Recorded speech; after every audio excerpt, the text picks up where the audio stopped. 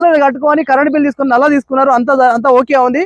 పొరపాటున RAO MRO ఏమో తెలియక కూలగొట్టని చెప్పారు. మళ్ళీ కట్టుకోమని చెప్తే కట్టుకున్నారు. మరి ఈ రోజు కూలగొట్టరు. ఎందుకు కూలగొట్టరు? దేనికోసం కూలగొట్టరు? అసలు ఏమైంది ఇక్కడ? ఏమైంది అన్న? ఎందుకు కూలగొట్టమన్నారు? మళ్ళీ మీరు ఆడియో దగ్గర వేరా కట్టుకోమని చెప్పిండా? కట్టుకోమని చెప్పారు. ఎందుకు కూలగొట్టరు మళ్ళీ? అప్పుడు 12 లక్షలు అందరికి డబ్బులు పంచి అందరు చేసి జాగా కొనుక్కొని కూడా ఇక్కడ డబ్బులు పంచింది. ఇక్కడ మాఫియాలు తయారైనాయి సార్. ఒక్కరి మీద మీద మాఫియాలతోటి పేద ప్రజల రక్తం తాగుతారు. నేనేమో ఆటో నడుపుకుంటా, ప్యాగో ఆటో నడుపుకుంటా, కూరగాయలు అమ్ముకుంటాను.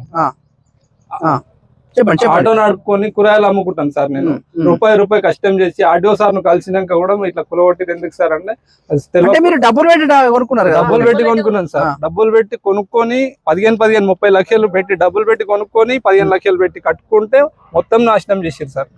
అది ఈ ప్రెస్ ఇక్కడ ప్రెస్ వాళ్ళు ఇంతకు ముందు కూడా అప్పుడు డబ్బులు అడిగితే ఇచ్చినాము.